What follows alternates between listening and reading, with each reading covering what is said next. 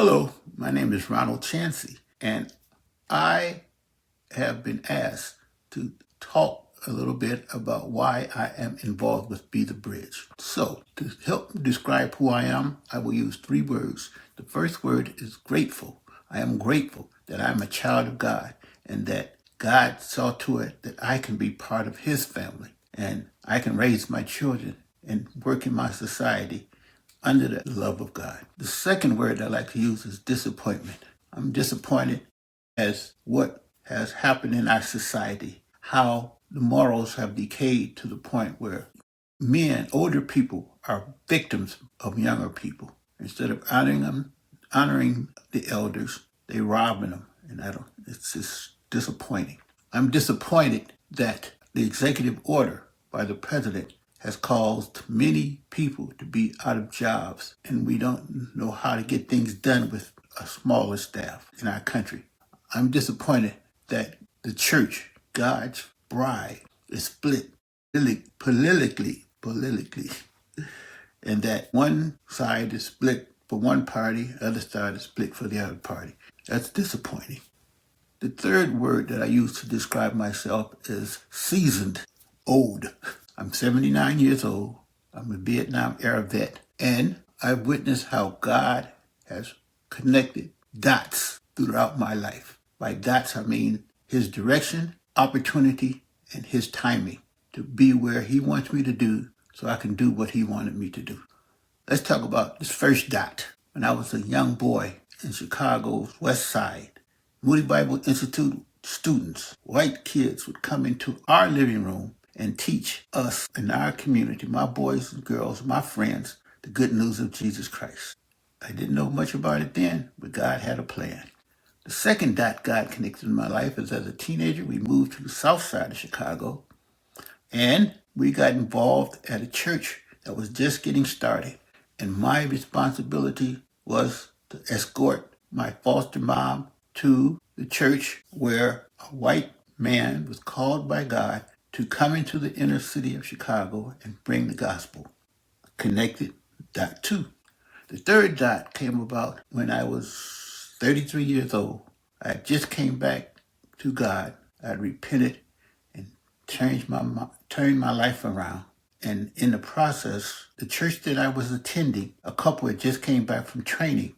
And I said, what kind of training did you go to? All the way up in Missouri. I said, we went for Child Evangelism Fellowship. The exact same material that I learned in my neighborhood with the boys and girls that I played with was now back into my life. Another dot God had connected.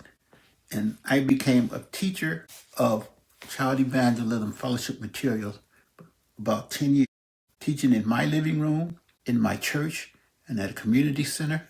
And I got to the point where they asked me to join the board of Greater Indianapolis to introduce black churches with our material. So we did some, but there was some conflict there that we had to work through. But God was in charge of all that.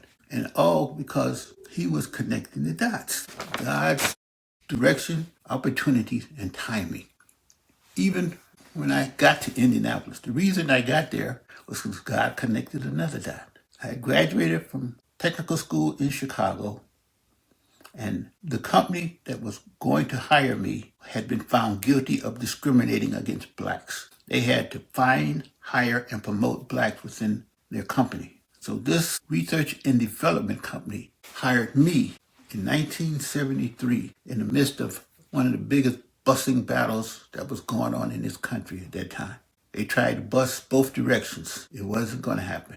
But here I was coming into this environment and had to prove that I belonged in this company. I had the same education and credentials that you had, and I wanted the same thing that they did, to raise a family in an environment where they can grow and prosper. So God used that dot to prepare me for most of my Christian experience with interfacing with white people. And God has always used me to connect to Him when I was willing to do so.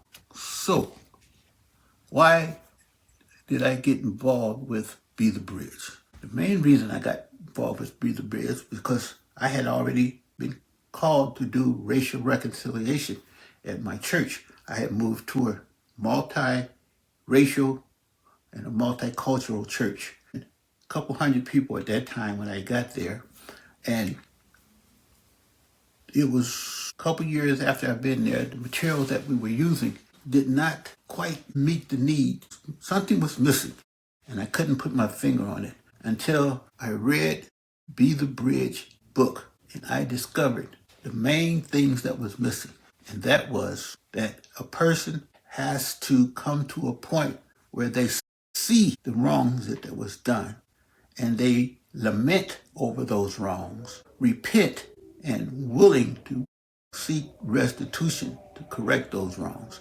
Examples in the books that showed how this was done at Georgetown University and other places. And it was where God allowed me to get involved with Be the Bridge. I never could get to Georgia, but I watched some of their videos, I watched their podcasts, and I supported them.